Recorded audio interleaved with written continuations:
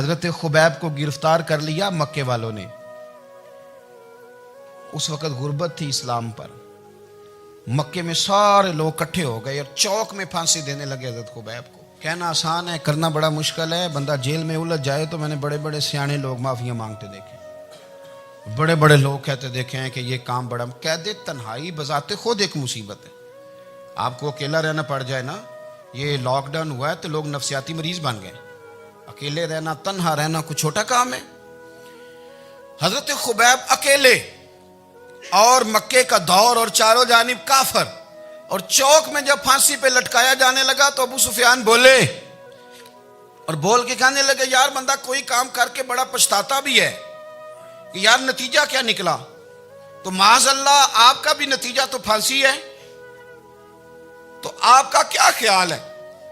ये आप यकीन करें कि लोग सही सही साथ चलते हैं, थोड़ी सी दुश्वारी उठानी पड़ जाए तो कहते हैं मैं गाड़ी ठीक था, पर इन्हीं पत्थरों पे चल के अगर आ सको तो आओ।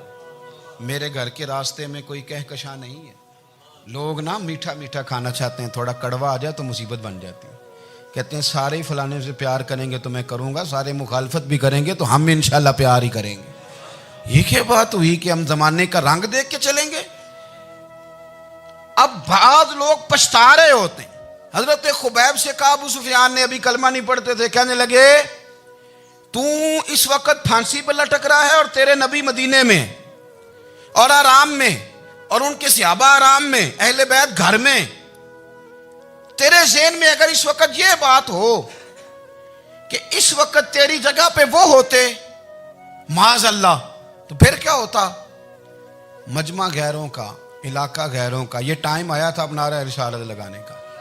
अब टाइम आया हजरत खुबैब ने नारा रिसालत लगाना है, पर लगाना किस तरह है कि काफिर याद रखें। हजरत खुबैब से कहने लगे अगर तेरी जगह हुजूर होते तो फिर तेरा क्या ख्याल है माज़ अल्लाह। तो हजरत खुबैब कहने लगे तुम अभी भी नहीं समझे। ठीक है मैं मक्के में अकेला हूँ, सारे लोग मदीने में हैं, पर मैं पछता नहीं रहा, मैं तो फख्र कर रहा हूँ।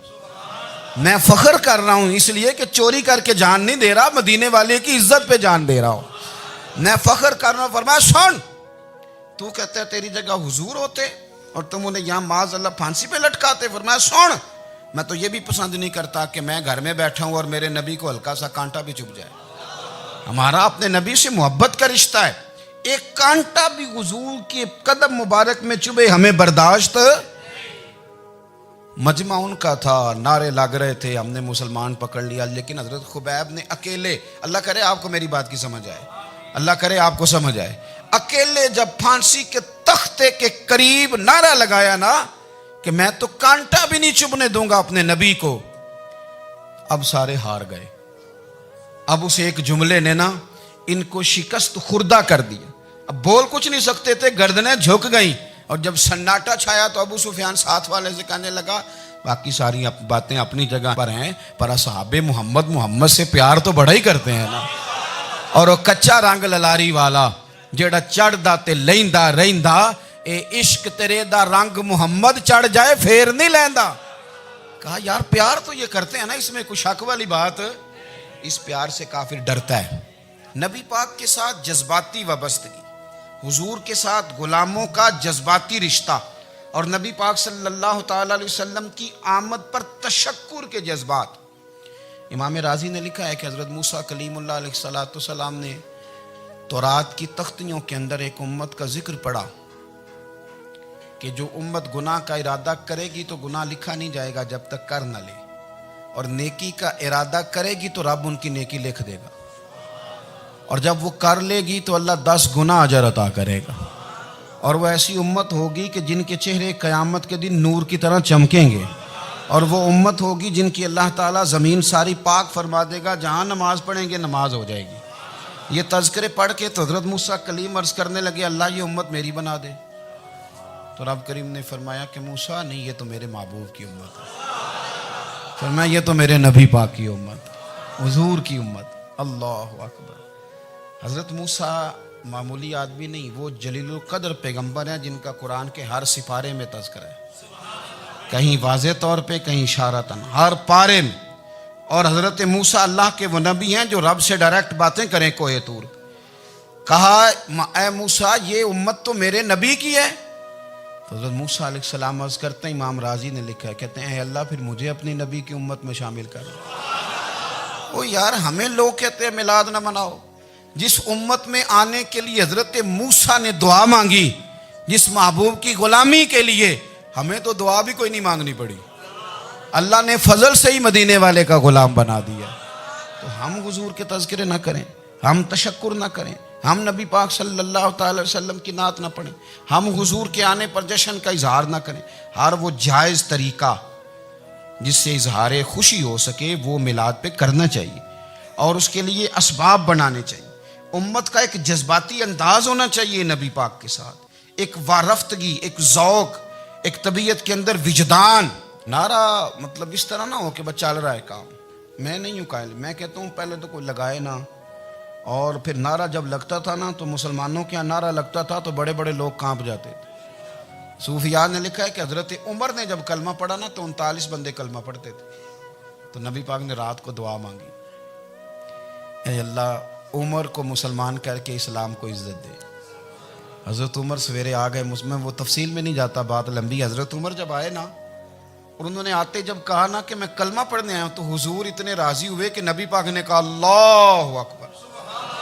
तो सहाबा ने नारे लगाए अल्लाहु अकबर, अल्लाहु अकबर। यानी 40 लोग मुसलमान हुए तो नारे लगे, नारे लगे। हमारे सूफिया कहते हैं हज़रत उमर के आने पर जब नारे लगे तो बताओ कि वो तो नारा तकबीर लगा, नारा रिसालत क्यों नहीं लगा?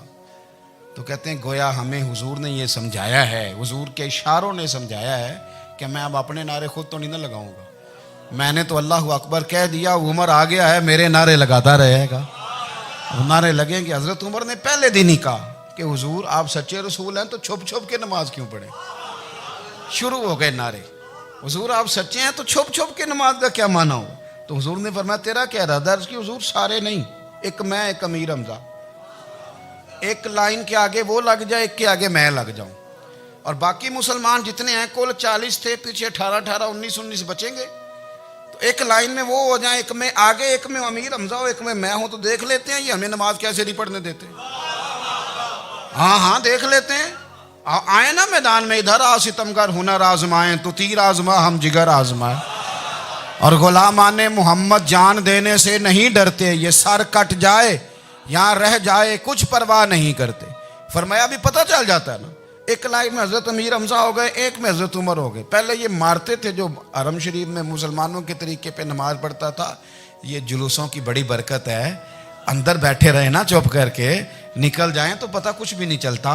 जब निकलते हैं ना लोग कहते हैं जुलूस क्या माना है, तो मैं बताता हूँ ना जुलूस का माना क्या है।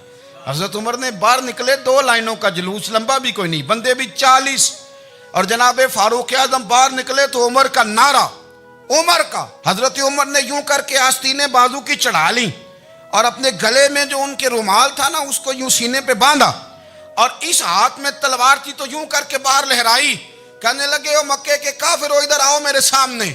जिसने अपनी बीवी बेवा करानी हो, जिसने बच्चे यतीम कराने हो, वो आए मैदान में। मुस्तफ़ा के गुलाम आज सड़कों पे निकल आए, आए मैदान में हमारे सामने हमारा मुकाबला करे, आए ना मैदान में। हम निकले हैं, अब हम यहाँ काबे में एलानिया नमाज पढ़ेंगे, हम पढ़ेंगे, ताकत है तो आओ ना हमारा मुकाबला करो, आओ।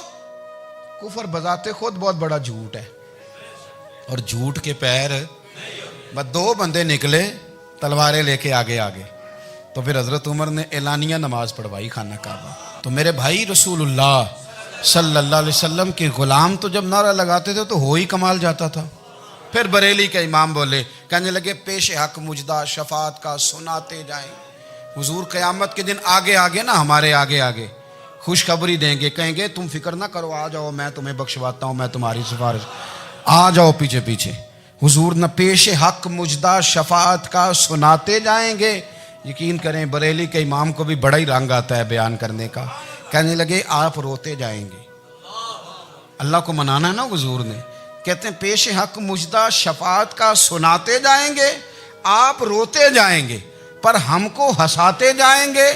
बागे जन्नत में मुहम्मद मुस्कुराते जाएंगे, फूल रहमत के गिरेंगे हम उठाते जाएंगे, और हश्र में होगा हमारा दाखिला इस शान से हम या रसूल अल्लाह का नारा लगाते जाएं।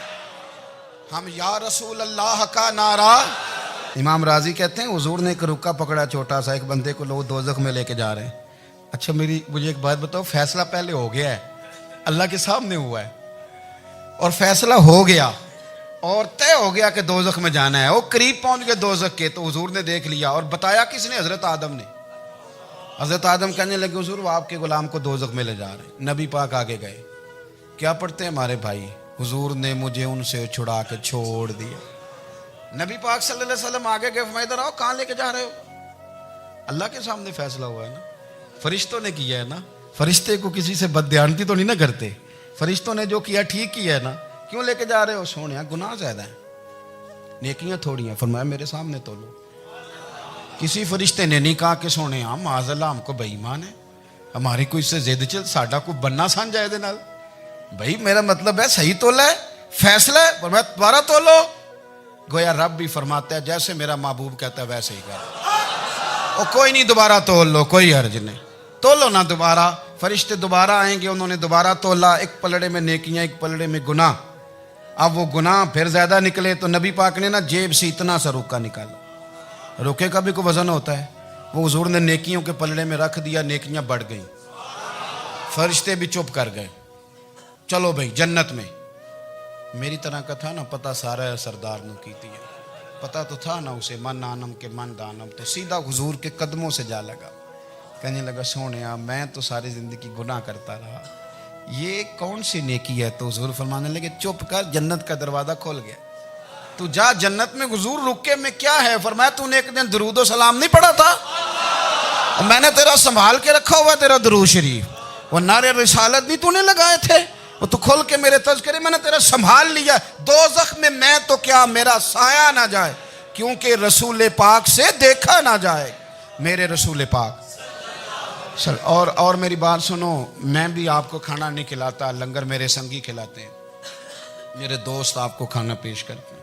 हर जगह आप जाते हैं तो वहाँ कुछ लोगों की ड्यूटी होती है, लेकिन तिरमिज़ी शरीफ सियासता की हदीस है। हज़रत अनस ने पूछा था हुजूर क़यामत में कहाँ मिलेंगे? फरमाया हौज़े कौसर पे। हुजूर वहाँ अनस पानी पिलाएंगे कि बिलाल पिलाएंगे कि सुहेब पिलाएंगे? फरमाया नहीं, उम्मत प्यासी आएगी तो मैं अपने दस्ते मुबारक से पानी पिलाऊं। हुजूर वहाँ ना मिले तो फरमाया पुल सिरात पे आना, उम्मत गुजरेगी तो मैं रब्बे सल्लीम की दुआएं करूँगा। तो आला हज़रत फरमाते हैं जब हुजूर दुआ कर रहे हैं तो डरने की ज़रूरत क्या है? खुदा की रज़ा चाहते हैं दो आलम, खुदा चाहता है रज़ाए मोहम्मद, रज़ा अब पुल से वज्द करते गुजरी कि है रब्बे सल्लीम दुआए मोहम्मद सल्लल्लाहु। तो हुजूर वहाँ मुलाकात ना हुई तो फिर इस हदीस को भी ये हदीस मजबूत कर देगी। हुजूर फरमाने लगे फिर मिज़ान अमल पे आ जाना, उम्मत के अमल तोल रहे होंगे और मैं कामयाबी की दुआएं मांग रहा हूँगा। तो जिसके लिए हुजूर दुआ मांगेंगे नाकाम होगा, नाकाम होगा। अपने बच्चों को हुजूर की मोहब्बत सिखाएं, नबी पाक सल्लल्लाहु अलैहि वसल्लम की गुलामी करें। आपका रिश्ता नबी पाक के साथ मजबूत होना चाहिए, आपके ताल्लुकात हुजूर के साथ मजबूत होने चाहिए। और आपने दाएं बाएं नहीं देखना कि प्रोपेगेंडा क्या है, लोग क्या कह रहे हैं। लोगों को देख के जो लोग रास्ता बनाते हैं वो पीछे रह जाते हैं। आपने ये देखना है कि मेरा हुजूर से निस्बत का ताल्लुक मजबूत है, कोई किधर जा रहा है इससे हमें कोई ताल्लुक। इस वक्त आलमी हालात क्या हैं, कौमी हालात क्या हैं, मुआशी हालात क्या हैं, जर्नलिस्ट क्या कह रहे हैं फलाने के, हमें इससे गरज नहीं है। हमें तो इतना पता है कि हमने अपने नबी को राज़ी करना है। तो इसलिए खूबसूरत महाफिल का जिक्र करें, खूबसूरत